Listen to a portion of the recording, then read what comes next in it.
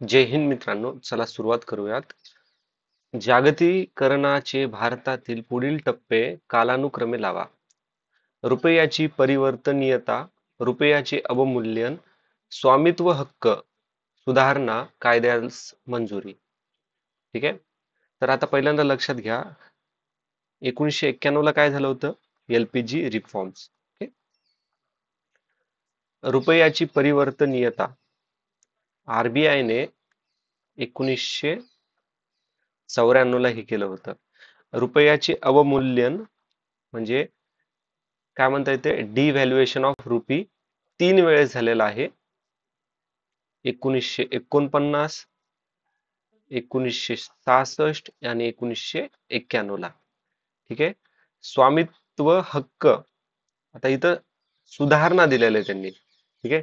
तर स्वामित्व हक्क कायद्याची मंजुरी ही झाली होती 1970 ला, आणि स्वामित्व हक्क सुधारणा म्हणजे अमेंडमेंट विचारले त्यांनी, तर अमेंडमेंट झालं होतं 2003, त्यानंतर 2005 आणि 2005 च्या नंतर 2024 मध्ये पण स्वामित्व हक्क कायद्याची मंजुरी, यामध्ये सुधारणा झालेल्या आहेत. तर उत्तर काय येतं मित्रांनो आपलं? ऑप्शन नंबर बघा, पहिले रुपयाचे अवमूल्यन 1949, रुपयाची परिवर्तनीयता, आणि आपल्याला काय म्हणले, कायद्याची मंजुरीमध्ये सुधारणा. तर हे BAC ऑप्शन 1 याचं उत्तर आहे. ठीक आहे. पुढचा प्रश्न पाहूयात आता. खालील विधानाचा विचार करा. प्रस्ताविक वस्तू व सेवा कर हा राष्ट्रीय स्तरावरील कर आहे. हा सेवा कराशी मिळता जुळता आहे. यामध्ये आदान करण्यासाठी पतपुरवठ्याची सुविधा आहे. आता आपल्याला त्यांनी विचारलंय GST बद्दल. ठीक आहे. तर GST हा सेवा कर आहे, हा इनडायरेक्ट टॅक्स आहे. सर्व्हिस टॅक्स नाही, हा इनडायरेक्ट टॅक्स आहे. हे सर्वांना माहिती आहे. म्हणजे बी तर चुकीचं आहे, म्हणजे हे दोन तर उडाले. ठीक आहे. आता राहिला ए आणि सी. म्हणजे ए तर कोणत्या परिस्थितीत बरोबरच आहे. ठीक आहे. राहिला काय सीचा, यामध्ये आदान करण्यासाठी पतपुरवठ्याची सुविधा आहे का? तर हे पण विधान बरोबर आहे. ए आणि सी ऑप्शन बी याचं उत्तर आहे. जीएसटी म्हटलं तर कोणता? कलम number 246 sub clause A. 122 constitution amendment bill. Amendment bill विचारलं तर किती? 122व 2014चं. कोणत्या ऍक्ट नुसार आलंय? 101 कॉन्स्टिट्यूशन अमेंडमेंट ऍक्ट 2016. ठीक आहे. कलम नंबर 279 सब क्लॉज ए मध्ये जीएसटी काउन्सिल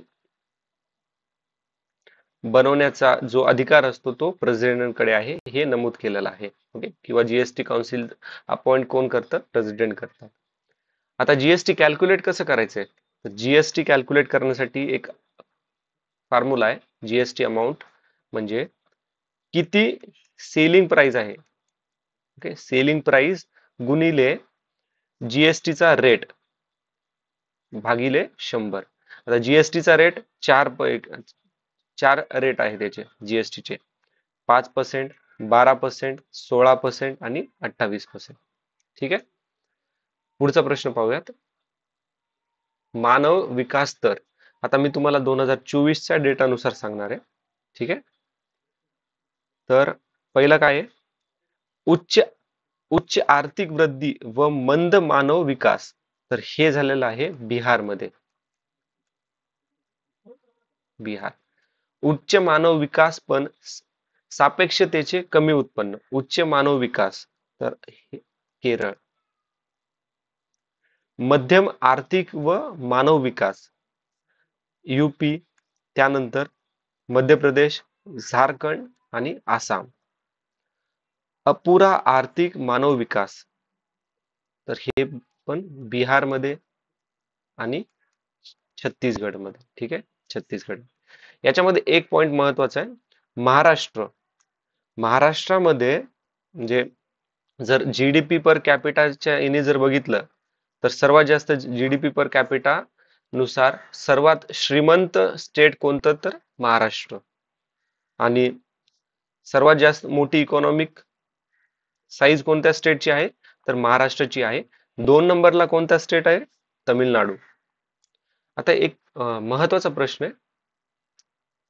ठीक आहे, आपल्याला माहित आहे एसडीजी, एसडीजी गोल आहेत, 17 गोल असतात. ठीक आहे, तर एसडीजी गोल 2023-24च्या इंडेक्स नुसार कोणते खालीलपैकी कोणते स्टेट, खालीलपैकी कोणत्या राज्यांनी सर्वात सर्वात उत्कृष्ट हे केलेलं आहे, इम्प्रुव्हमेंट दाखवलेली आहे, किंवा हायेस्ट स्कोअर त्यांनी अचीव्ह केलेला आहे, असा जर प्रश्न विचारला तर लक्षात ठेवा, पहिलं स्टेट आहे ते आसाम, त्यानंतर मणिपूर, पंजाब, वेस्ट बेंगॉल आणि जम्मू आणि काश्मीर.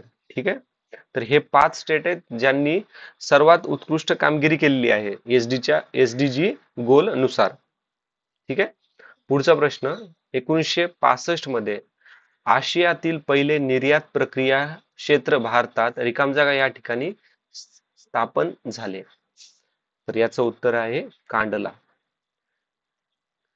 कांडला पोर्ट कुठे आहे, गुजरातमध्ये. कांडला पोर्टचं नाव बदलून आता दीन दयाल पोर्ट ठेवण्यात आलेला आहे. कांडला या ठिकाणापासून सर्वात जास्त निर्यात होते कशाची, धान्याची, आणि सर्वात जास्त आयात होते ऑइलची. ठीक आहे, कोचीन पोर्ट पाहूयात आपण. कोचीन पोर्ट हे एक नॅचरल पोर्ट आहे केरळ मधलं. विशाखापट्टणम हे पण एक नॅचरल पोर्ट आहे, नैसर्गिक बंदर आहे, आणि हे सर्वात म्हणजे डीप वॉटर मध्ये आहे, ज्याची खोली आहे ना पोर्टचे, आता हे सी आहे, आता याची जी डेप्थ आहे ना खूप जास्त आहे विशाखापट्टणमची. ठीक आहे, आणि विशाखापट्टणम आंध्र प्रदेशमध्ये आहे. ओके, आता पुढचा प्रश्न, हा, कांडला गुजरात मधील कच्छ डिस्ट्रिक्ट मध्ये, कच्छ डिस्ट्रिक्ट मध्ये मे बी आपल्याला पोर्ट बद्दल जोड्या लावामध्ये प्रश्न विचारला जाऊ शकतो. पुढचा प्रश्न आहे, रेपो रेट आणि रिव्हर्स रेपो रेट यांची संज्ञा कशाशी संबंधित आहे, तर यांची संज्ञा आहे रिझर्व्ह बँकेचे पतधोरण. रेपो रेट काय असतं, रिव्हर्स रेपो रेट आपण ऑलरेडी बघितलेलं आहे, परत पाहूयात एकदा. रेपो रेट म्हणजे काय, रेपो रेट, आता बघा सोप्या भाषेत आरबीआय आणि हे बाकीच्या बँक. ठीक आहे, आरबीआय जे पैसे बँकला देतो त्याच्यावरती जो इंटरेस्ट असतो ना, त्याला रेपो रेट म्हणतात. रिव्हर्स रेपो रेट म्हणजे याचीच उलटी प्रोसिजर. ठीक आहे, म्हणजे याच्यामध्ये कसं होणार, बँक आरबीआय ला लोन देणार आणि ते इंटरेस्ट असतं त्याला रिव्हर्स रेपो रेट म्हणतात. एकदम लेमन लँग्वेज मधली मी डेफिनेशन सांगितली तुम्हाला. पुढचा प्रश्न, भारतातील पहिले विशेष आर्थिक क्षेत्र रिकाम जागा येथे सुरू झाले. ठीक आहे, पहिले विशेष आर्थिक क्षेत्र सुरू झाले होते कांडला गुजरातमध्ये. आता विशेष आर्थिक क्षेत्र म्हणजे काय, एसपीझेड. एसपीझेड 2005 ऍक्ट नुसार आलेला आहे. ठीक आहे, आता ह्या ऍक्ट मध्ये काय काय मेन्शन केलं होतं 2005च्या एसपीझेड म्हणजे विशेष आर्थिक क्षेत्र 2005 चा कायदा, याच्यामध्ये मेन्शन केलं होतं की ड्युटी फ्री ट्रेड,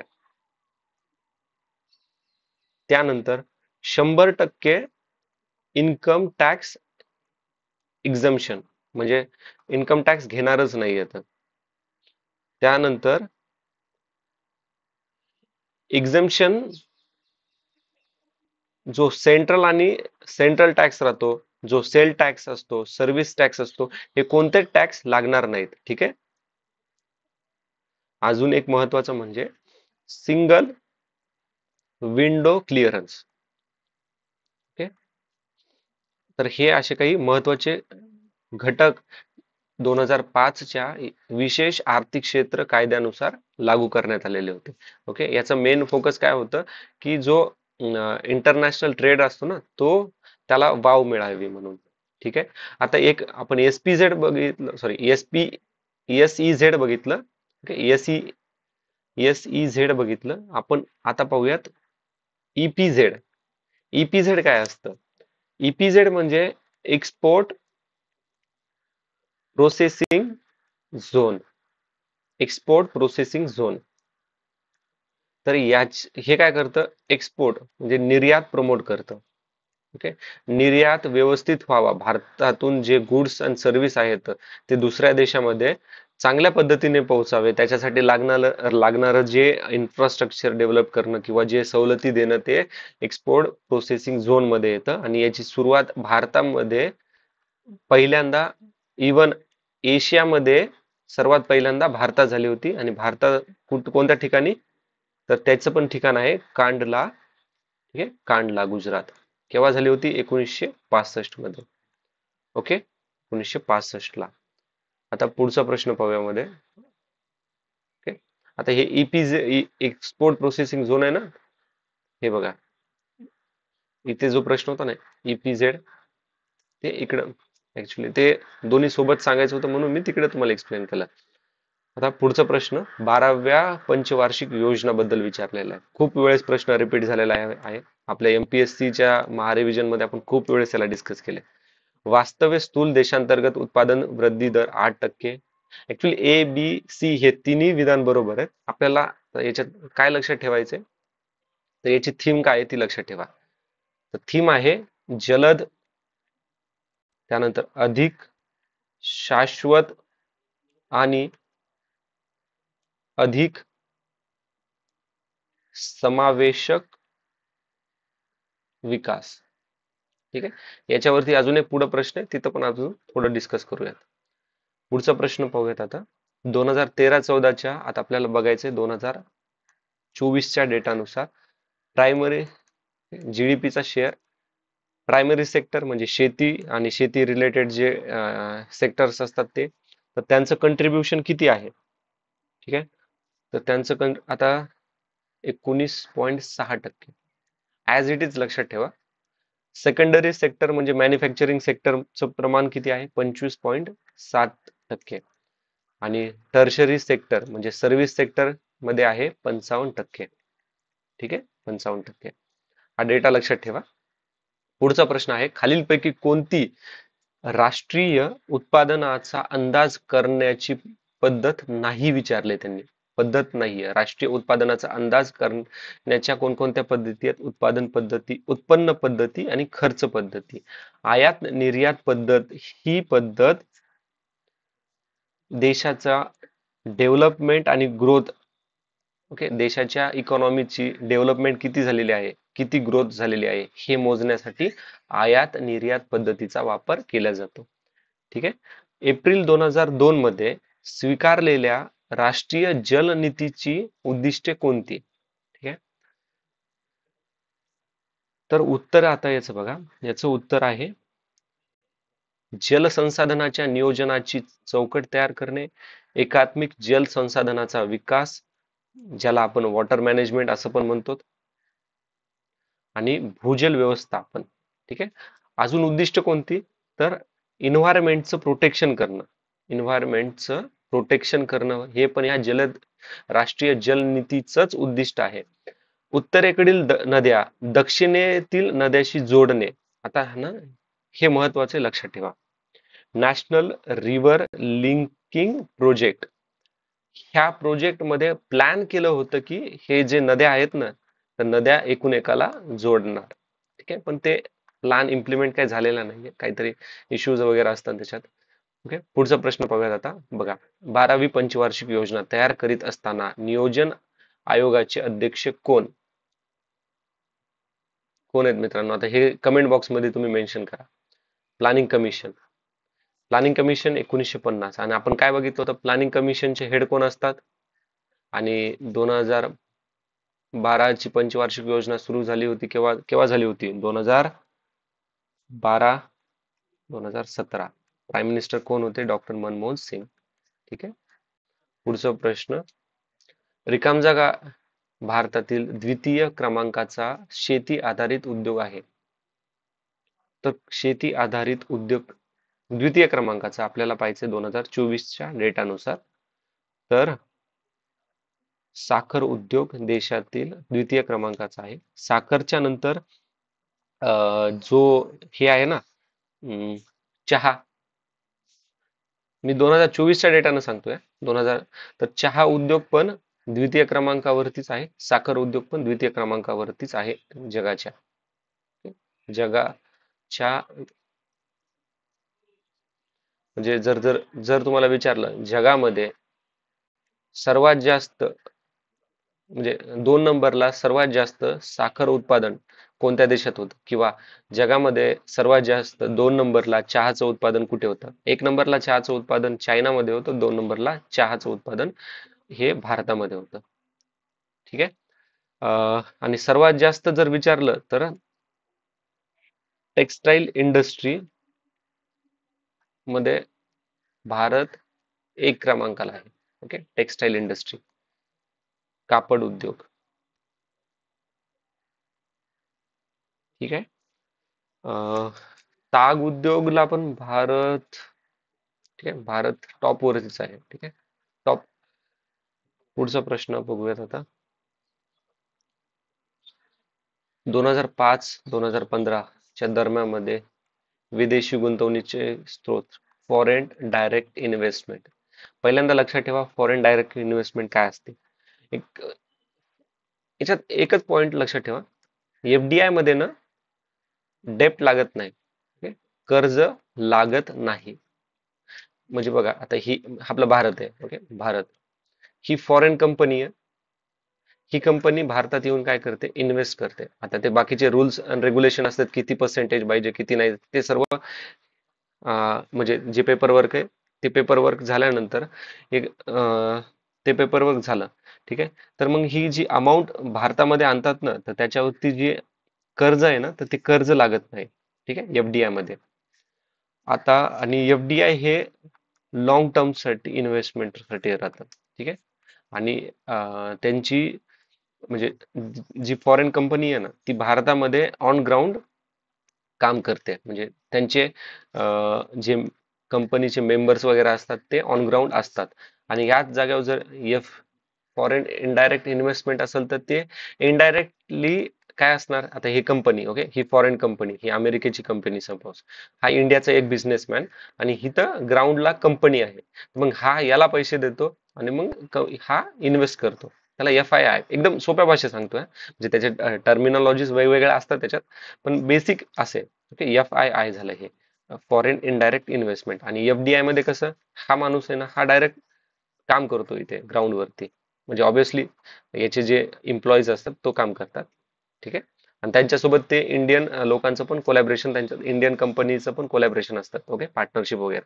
आता महत्वाचं काय आहे आपल्याला, तर विदेशी एफडीआय 2024 मध्ये. ठीक आहे. तर जानेवारी 2025च्या डेटानुसार सर्वात जास्त USA, 2 नंबरला मॉरिशियस, 3 नंबरला आहे सिंगापूर, आणि 4 नंबरला आहे UK. ठीक आहे. जर आता लक्षात ठेवा, हे जानेवारी 2025चा सांगितलाय. जर तुम्हाला डेट जुलै 2024 आली असेल ना, तर तिथं लक्षात ठेवा मॉरिशियस 1 नंबरला आहे. ओके, मॉरिशियस तिथे 1 नंबरला आहे, पण 2025 जानेवारी मॉरिशियस 2 नंबरला आहे, USA 1 नंबरला आहे. तर इथं एक्झामिनर काय विचारतो त्याच्यावरती लक्ष ठेवा, कारण की मोस्ट ऑफ द टाइम ना इथंच ट्रॅप एक्झामिनर सेट करतात. ठीक आहे. पुढचा प्रश्न आहे, सेक्शन रिकाम जागा अनन्वये संसदेच्या दोन्ही सदनासमोर अॅन्युअल फायनान्स रिपोर्ट किंवा अॅन्युअल फायनान्स स्टेटमेंट ठेवले जाते. तर हे कलम नंबर 112 मध्ये नुसार केल्या जातं. ठीक आहे, अॅन्युअल फायनान्स स्टेटमेंट. कलम नंबर 74 मध्ये काय आहे? कलम नंबर 74 मध्ये काय मेन्शन केलेलं आहे? प्रेसिडेंटला एड अँड ऍडवाइस कोण देतं? Council of ministry. हे 74 मध्ये आपल्याला पाहायला मिळतं.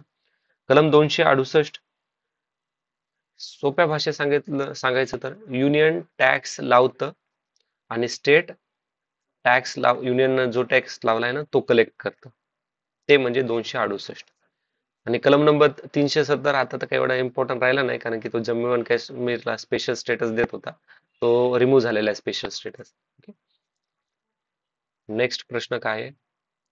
ओके, आता 2013-14 या वार्षिक निर्यात आकृती संबंध लक्षात ठेव. ठीक आहे. आता मित्रांनो ऍक्च्युली ना याची जी इन्फॉर्मेशन आहे ना, ठीक आहे, एक PIB ची ना लिंक आहे, मी ते ग्रुपवर पाठवतो तुम्हाला. त्याच्यावरती ना पूर्ण जो 2024-25 चा डेटा आहे ना अपडेटेड, तर तो पूर्ण इन्फॉर्मेशन आपल्याला त्याच्यावरती अवेलेबल आहे. ठीक आहे. तरी आपण थोडं बेसिक मध्ये लक्षात ठेवूयात की इंजिनिअरिंग गुड्स, त्यानंतर 2 नंबरला आहे ऑर्गॅनिक आणि इनऑर्गॅनिक केमिकल्स, त्यानंतर प्लास्टिक, 4 नंबरला आहे ड्रग्ज अँड फार्मास्युटिकल्स, 5वा आहे रेडीमेड गारमेंट्स म्हणजे टेक्सटाईल इंडस्ट्री. तर 2024-25च्या निर्यातीमध्ये सर्वात जास्त वाढ कशात झाली, म्हणजे इंजिनिअरिंग गुड्स, नंतर organic, inorganic, plastic, drugs and pharmaceutical आणि टेक्सटाईल याच्यामध्ये. ठीक आहे. आता याच्यामध्ये वेगवेगळे क्रायटेरिया जे आहेत ना, तर ते मी तुम्हाला लिंक पाठवतो आपल्या ग्रुपवरती, तुम्ही ती एकदा गो थ्रू करा, म्हणजे ते तुमचे पूर्ण कन्सेप्ट त्याच्यामध्ये क्लिअर होऊन जातात. ठीक आहे. पुढचा प्रश्न, रेडिओ तरंगाचा वेग रिकामजा का असतो? रेडिओ तरंगाचा वेग हा प्रकाशाच्या वेगा एवढा असतो, म्हणजे 3 × 10⁸ असतो. आणि याच्यामध्ये एक गोष्ट लक्षात ठेवा की प्रकाशाची गती, वेलोसिटी ऑफ लाईट, सर्वात जास्त कुठे असते, तर व्हॅक्यूम मध्ये सर्वात जास्त. ठीक आहे. व्हॅक्यूम मध्ये सर्वात जास्त प्रकाशाला वेग असतो. ठीक आहे. पुढचा प्रश्न, आकाशातील इंद्रधनुष्य कशामुळे तयार होतो? आकाशामधील इंद्रधनुष्य हा सूर्यप्रकाशाच्या पावसाच्या थेंबामुळे. ठीक आहे. अपष्करण म्हणजेच काय, डिस्पर्शन. आता इंद्रधनुष्य बनण्यासाठी 3 गोष्टीची आवश्यकता असते, डिस्पर्शन, रिफ्रॅक्शन आणि रिफ्लेक्शन. ठीक आहे. तर मे बी नेक्स्ट टाइम तुम्हाला विचारलं जाऊ शकते, खालीलपैकी कोणत्या प्रोसिजर इंद्रधनुष्य बनवण्यासाठी उपयोगी होत नाही. त्यावेळेस 3 ऑप्शन हे देतात आणि 4था ऑप्शन तुम्हाला स्कॅटरिंग देतात. ठीक आहे. स्कॅटरिंग स्कॅटरिंग म्हणजे काय, सूर्यप्रकाशाची हे धुळीकरणाचे विकरण. आता स्कॅटरिंग मुळे काय होतं, जो आकाश निळा आहे किंवा सायंकाळी आकाश रेड होतं, तर हे स्कॅटरिंग फिनामिनामुळे होतं. ठीक आहे. सूर्यप्रकाशाच्या धुळीकरणामुळे व्यतिकरण, याच्यामुळे टायडल इफेक्ट पाहायला मिळतो. आता याच्या एक डायग्राम लक्षात ठेवा, टायडल इफेक्ट कसा असतो. आता हे जंगल आहे. ठीक आहे. हे जंगल आहे, समजा हे जंगल आहे मोठं, आणि इथून सूर्यकिरण जे येतात, मग ते ह्या जंगलातल्या ह्या झाडांना सूर्यकिरण काय होतात, अडवल्या जातात. पण जिथून जिथून असे ते हे असतात ना, छोटे छोटे होल, म्हणजे रिकामी जागा राहते ना, 2 झाडाच्या मधून थोडा तरी प्रकाश राहतो. मग त्या छिद्रातून किंवा त्या जागेमधून जो प्रकाश येतो ना सूर्यकिरणाचा, त्याला टायडल इफेक्ट म्हणतात. एकदम सोप्या भाषेतले डेफिनेशन आहे हे. ठीक आहे. म्हणजे हा बेसिक कन्सेप्ट आहे बघा टायडल इफेक्टचा. आता एक्झामिनर त्याच्यामध्ये थोडं कॉम्प्लेक्सिटी वाढून तो प्रश्न बनवेल, पण बेसिक कन्सेप्ट हा लक्षात ठेवा, जेणेकरून तुम्ही ऍटलिस्ट इलिमिनेट करून तरी आन्सर काढू शकतो. कारण की आपल्याला एक्झॅक्ट लँग्वेज नाही माहित होत एक्झामिनर कसं विचारतो. ठीक आहे. म्हणजे प्रत्येक क्वेश्चनची माहित होत नसते, काही प्रश्नाची आपण अंदाज लावू शकतो. पुढचा प्रश्न आहे, विद्युत विद्युत दिव्यामध्ये रासायनिक दृष्ट्या निष्क्रिय वायूचे मिश्रण भरले असते कारण. तर याचं उत्तर आहे, टंगस्टन धातूच्या कुंडलाचे ऑक्सिडेशन होऊ देऊ नये. आता हा आहे बल्ब. ठीक आहे. ह्या बल्ब मध्ये आहे इथं हे बल्ब. ओके, हे वायर कनेक्शन वगैरे सर्व झालं. हे आहे टंगस्टन. आणि जो बल्ब असतो ना, तर ह्या बल्ब मध्ये भरतात इनर्ट गॅस. इनर्ट गॅस कोणकोणते भरतात, मेनली आर्गॉन आणि दुसरा आहे नायट्रोजन. आणि हेच दोन का भरतात, हे ऑक्सिडेशन होऊ देत नाहीत. ऑक्सिडेशन होऊ देत नाहीत. ठीक आहे. याचं टंगस्टन धातूचं. आता नायट्रोजन म्हणल्यावर आपल्याला एक गोष्ट लक्षात यायला पाहिजे, चिप्सच्या पुड्यामध्ये चिप्स जास्त काळ टिकण्यासाठी कोणत्या वायूचा वापर केला जातो, तो आहे नायट्रोजन. ठीक आहे. हा प्रिव्हियस इयर पेपर प्रश्न होता मित्रांनो. नायट्रोजन कशामध्ये वापरला जातो. इवन हा म्हणजे 2014च्या PSI पेपर मध्ये आपल्याला विचारला होता. इवन CDS मध्ये पण ना हा प्रश्न 3 वेळेस विचारलेला आहे ऍटलिस्ट. ओके, मला इयर नाही लक्षात यायले पण 3 वेळेस जवळपास विचारलेला आहे. पुढचा प्रश्न आता लक्षात घेऊयात. CFC. CFC काय आहे? CF कार्बोफ्लोरोकार्बन संयुगांना फ्रिऑन म्हणतात. ठीक आहे, म्हणतात बरोबर आहे. खालीलपैकी कोणते विधान चूक आहे? फ्रिऑन हे चूक विचारले आपल्याला. रासायनिक अक्रियाशील बिनविषारी आणि गंधहीन असतात. द्रावक म्हणून सूक्ष्म तुषार प्रणोदकारी आणि आकार्याच्या फेसासाठी स्पंजनकारक म्हणून वापरले जातात. अवकाशाच्या वरील पट्ट्यात सूर्याच्या चंबुलातील किरणामुळे विघटन पावतात. तर हे तिन्ही स्टेटमेंट ना बरोबर आहेत. ठीक आहे, 1 2 3 हे तिन्ही स्टेटमेंट बरोबर आहेत. CFC हे एक मॅनमेड आहे. ठीक आहे, मॅनमेड मॅनमेड आणि हे बिनविषारी असतं. ओके, याला गंध पण काही नसतो आणि रासायनिक दृष्ट्या हा म्हणजे अनरिॲक्टिव्ह आहे. केमिकली हा अनरिॲक्टिव्ह आहे. बट स्पेस मध्ये गेला ना हा खतरनाक होतो. okay? ज्यावेळेस हा स्पेस मध्ये जातो ना त्यावेळेस काय करतो, हा ओझोन लेअरला डॅमेज करण्याचं काम करतो. ठीक आहे, त्याच्यामुळे ज्यावेळेस मॉन्ट्रियल प्रोटोकॉल साईन झाला होता 1987 ला. मॉन्ट्रियल प्रोटोकॉल कशाच्या रिलेटेड आहे? ओझोन. मॉन्ट्रियल प्रोटोकॉलच्या अंतर्गत कोणत्या वायूला बॅन करण्यात आलेला आहे? CFC. CFC कुठे वापरला जातो? फ्रीज मध्ये, रेफ्रिजरेटर मध्ये. ओके, सोलवंट बनवण्या सोलवंट साठी. ठीक आहे, आता एक प्रश्न आहे, ट्राय करा कमेंट बॉक्स मध्ये सांगायचा की ओझोन डे केव्हा सेलिब्रेट केला जातो. ठीक आहे, तर ओझोन डे सेलिब्रेट केला जातो 16 सप्टेंबरला. ठीक आहे, ओझोन. आता हा CFC मध्ये कोणकोणते द्रावक असतात? CFC मध्ये कार्बन, त्यानंतर फ्लोरीन आणि फ्लोराईन हे ऍटम्स असतात. ठीक आहे, आता पुढचा प्रश्न पाहूयात. आय होप जवळपास आपण CFC आणि ओझोनचे पूर्ण प्रश्न कव्हर केलेले आहेत. ठीक आहे, एक प्रश्नाचं उत्तर द्या कमेंट बॉक्स मध्ये की ओझोन कोणत्या लेअर मध्ये आपल्याला पाहायला मिळतो. स्ट्रॅटोस्फियर, ट्रोपोस्फियर किंवा आयनोस्फियर का ऑप्शन नंबर 4 आहे नन ऑफ द अबव. याचं उत्तर कमेंट बॉक्स मध्ये मेन्शन करा मित्रांनो. पुढचा प्रश्न आहे, महत्वाचा आहे. सन 2008 मध्ये कोणत्या इंग्रजी शाळा शिक्षकाने अणुसिद्धांताचा शोध लावलाय? ठीक आहे, तर उत्तर आहे जॉन डाल्टन. जॉन डाल्टन यांनी केला होता. आता याच्यात आपल्याला महत्वाचं काय काय घ्यायचंय? Sir आयनॅक Newton.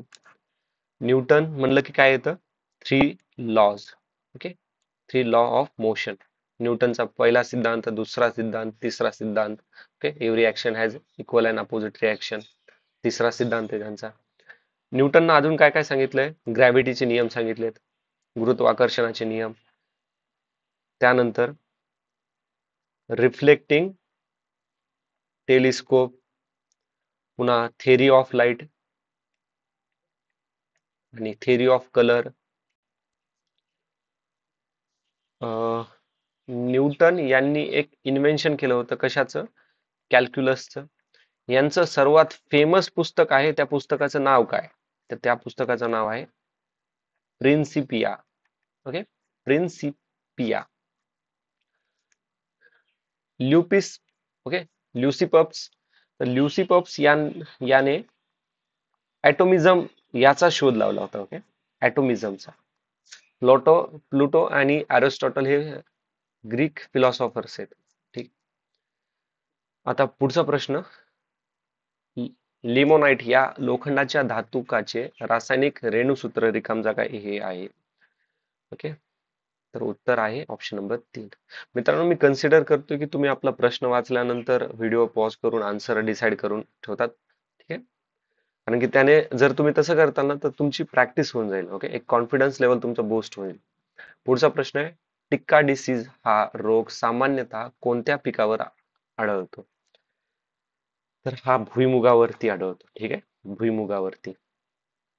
वनस्पती वाढीसाठी आवश्यक सूक्ष्म अन्नद्रव्ये कोणते? आपण पाहूयात पहिले सूक्ष्म म्हणजे छोट्या प्रमाणामध्ये वनस्पती छोट्या अमाऊंट मध्ये आपल्याला वनस्पतीला वाढवण्यासाठी लागणारे जे अन्नद्रव्य आहेत त्याला सूक्ष्म अन्नद्रव्य म्हणतात.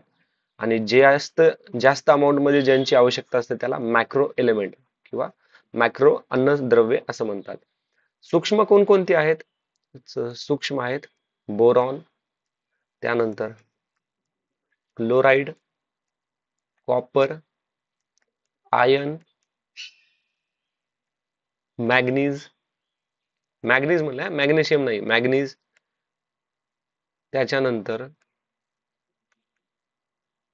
मोलिब्डेनम, मॉलिब्डेनमचं काय MO, magnesium MN, iron Fe, boron B, chlorine Cl, copper Cu. ठीक आहे. अजून काय निकेल आणि ऑप्शन नंबर 4 उत्तर आहे झिंक Zn. आता सूक्ष्म तर बघितलं, मायक्रो बघितलं, मॅक्रो बघायचं आता मॅक्रो. तर macro carbon, hydrogen, nitrogen, oxygen, phosphorus, पुन्हा कॅल्शियम, सल्फर, मॅग्नेशियम, पोटॅशियम. ठीक आहे. आता पुढचा प्रश्न पाहूयात. वनस्पतीच्या शरीर बांधणीसाठी कोणते घटक आवश्यक आहेत? तर उत्तर आहे कार्बन, हायड्रोजन आणि प्राणवायू म्हणजे ऑक्सिजन. पुढचा प्रश्न आहे खालीलपैकी कोणत्या माशाचा काय म्हणतात हे असिमेट्रिकल टेल कोणते मासे आहे? पृष्ठपर असिमेट्रिकल असते. तर याचं उत्तर आहे मोरी म्हणजे शार्क. आता ना असिमेट्रिकल टेल फिन ही प्रामुख्याने कार्टिलेजिनियस फिश मध्ये पाहायला मिळतं. कार्टिलेजिनस फिश, आणि ह्या कार्टिलेजिनस फिश मध्येच शार्क आणि रेज नावाची हे दोन फिश आहेत ना, त्यांच्यामध्ये पृष्ठपर असममित म्हणजे असिमेट्रिकल टेल फिन असते. आता ही माशी आहे ना, आता हे रफली डायग्राम काढतो मी, ही माशी आहे. ओके. तर त्यांचं हे मागलचं जे फिन असतं ना, हे ते मोस्ट ऑफ द फिशचं हे सिमेट्रिकल असतं, ज्याने त्यांना स्विमिंग करण्यामध्ये मदत होते. पण काहीच असिमेट्रिक असतं, म्हणजे ते ह्या पद्धतीने असतं, काहीच ह्या पद्धतीने असतं. ठीक आहे. म्हणजे हे थोडं. पुढचा प्रश्न, देवमासा सस्तन प्राणी वर्गात मोडतो कारण? हा प्रश्न आयोगाने कॅन्सल केलेला आहे. तर आपण लक्षात ठेवूयात की सस्तन प्राणी का मोडतो देवमासा? तर देवमास्यामध्ये मेमरी ग्लँड्स असतात. त्यानंतर देवमासे हे वॉर्म ब्लडेड ॲनिमल आहेत. वॉर्म ब्लडेड, वॉर्म ब्लडेड म्हणजे आता वॉर्म ब्लडेड प्राणी म्हणजे काय असा प्रश्न विचारला तर जे प्राणी स्वतःचं ब्लड मेंटेन करू शकतात, ओके, त्यांना वॉर्म ब्लडेड म्हणतात. आणि याच्या विरोधात म्हणजे याच्याच उलट पक्षी जर बघितलं, कोल्ड ब्लडेड काय असतात, जे स्वतःचं ब्लड प्रेशर मेंटेन करू शकत नाहीत. सिंपल. तर देवमासा काय वॉर्म ब्लडेड. ठीक आहे, वॉर्म ब्लडेड. अजून कोणकोणती कॅरेक्टरिस्टिक्स असू शकते की मॅमल्सच्या? तर मॅमल्सची अजून कॅरेक्टरिस्टिक आहे की ते बर्थ देतात बेबीला. ते हवेमधनं ब्रीथ करतात, ऑक्सिजन घेतात, आणि त्यांच्या बॉडीवरती हेअर असतात. आता तुम्हाला जर आता देवमासाच्या ऐवजी बाजूला हे काढा, सस्तन प्राणी वर्गामध्ये खालीलपैकी कोणकोणते फीचर्स असतात किंवा कॅरेक्टरिस्टिक असतात? तर तुम्ही कोणकोणते कॅरेक्टरिस्टिक्स लक्षात ठेवणार? मॅम सस्तन प्राण्यामध्ये मेमरी ग्लँड्स असतात, ते वॉर्म ब्लडेड असतात, ते बर्थ देतात बेबींना, ते हवेमधून श्वास घेतात, आणि त्यांच्या बॉडीवरती हेअर असतात. ठीक आहे. याला एक्सेप्शनल आहेत काही काही, पण ते आपण पुढे पाहूयात कोणकोणते एक्सेप्शनल आहेत. ठीक आहे. पुढचा प्रश्न आता, मध्यवर्णात असलेल्या कानातील हाडाचा, क्रम बाहेरून आत कशा प्रकारे आहे? आता ना महत्वाचा प्रश्न आहे हा. कानामधील 3 हाडं असतात. ठीक आहे. तर पहिला आहे मॅलेयन्स, इनकस आणि स्टेपस. यांचं कॉमन नाव काय काय आहे? ओके, मॅलेयन्स यालाच अजून म्हणतात हॅमर, कारण की हा हॅमर शेपचा असतो. ओके, याचा शेप हॅमर सारखा असतो. इनकस याचा शेप अनविल सारखा असतो, त्याच्यामुळे त्याचं कॉमन नाव आहे अनविल. आणि stapes is like stirrup. Okay, stirrup. Maybe तुम्हाला नेक्स्ट टाइम ना मध्य कर्णात असलेल्या कानातील हाडाचा क्रम बाहेरून आत कशा प्रकारे लावतात, तर त्याच्यात हे मॅलेस्कस, इनकस आणि स्टेपस याच्याऐवजी हॅमर, अॅनविल आणि स्टीरप्स हे नाव जर विचारले तरी तुम्हाला आन्सर देता आलं पाहिजे. ठीक आहे. आता ही जी हे 3 हाडं आहेत ना, मॅलस, इनकस आणि स्टेपस, यांना काय म्हणतात? तर यांना म्हणतात auditory auditory ossicles. Okay, auditory ossicles किंवा ऑसिकस, ऑडिटोरी ऑसिकस. ठीक आहे. आता स्टेपस असा जर प्रश्न विचारला, मानवी शरीरामधील सर्वात छोटं हाड कोणतं, तर ते आहे स्टेपस. स्टेपस. ठीक आहे. पुढचा प्रश्न पाहूयात आता. खालीलपैकी कोणत्या गुणसूत्रीय आजार एक्स गुणसूत्रामुळे होतो? आता ना एक्स गुणसूत्र प्रामुख्याने एक्स लिंक डिसऑर्डर हे जेनेटिकल असतात. ओके, जेनेटिकल डिसीज आहेत हे, आणि हे प्रामुख्याने मेल म्हणजे मेल कॅटेगरीलाच होतात जास्ततः. 99% हे मेललाच होतात. ओके, तर याचं उत्तर आहे ओके, कलर ब्लाइंडनेस. अजून कोणकोणते आहेत जे एक्स गुणसूत्रामुळे होणारे आजार? रंग अंधक, हेमोफिलस. Okay, Haemophilus. त्यानंतर हेमोफिलस ए. ओके, हेमोफिला ए. त्यानंतर आहे लेस्ट नायहॅन सिंड्रोम.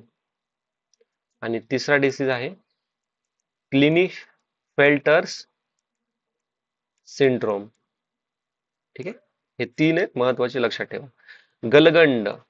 आता आपल्याला माहित आहे आयोडीनच्या तुमच्या जेवणामध्ये जर आयोडीनचं प्रमाण कमी असेल तर तुम्हाला गलगंड होतो. ग्रेव्हस डिसीज काय आहे? ग्रेव्हस डिसीज म्हणजे याच्यात काय होतंय, आपल्या थायरॉइड ग्लँड्स असतात ना, तर हे थायरॉइड ग्लँड्स ओव्हर ऍक्टिव्ह होतात. हे खूप ऍक्टिव्ह होतात, आणि हे ओव्हर ऍक्टिव्ह झाल्यामुळे अति तेथे माती असते.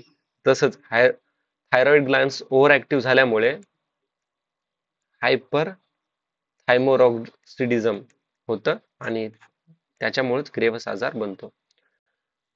हाशिमोटो आजार. हाशिमोटो आजार हा एक ॲटो इम्युन डिसऑर्डर आहे. याच्यामुळे हा आजार कशामुळे होतो, हाशिमोटो आजार? तर हा आजार होतो ज्यावेळेस तुमची इम्युन सिस्टीम असते ना, तर ह्या इम्युन सिस्टीम वरती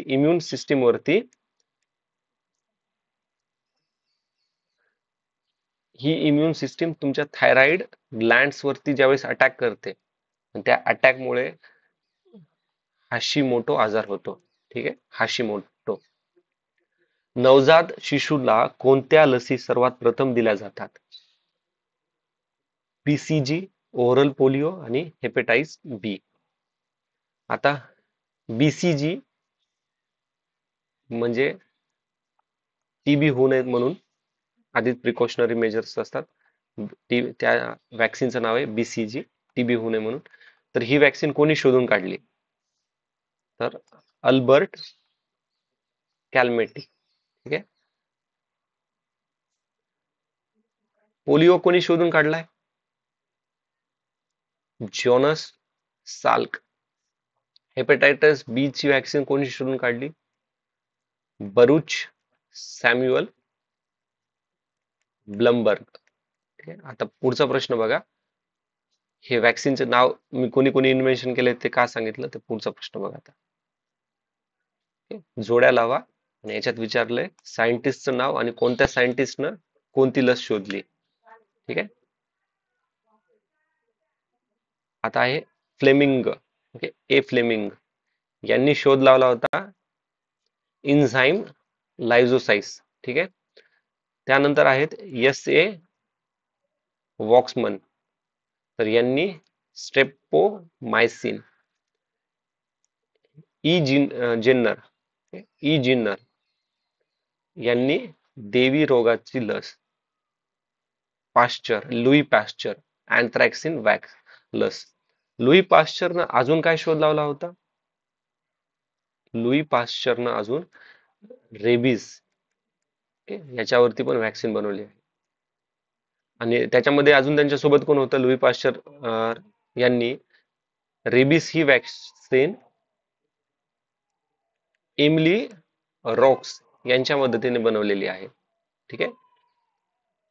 अजून ह्याच्यामध्ये एक लक्षात ठेवा, कोलेरा. ओके, कॉलराची वॅक्सिन जेम फेरन फ्लुआ यांनी इन्व्हेंट केलेली आहे. ठीक आहे.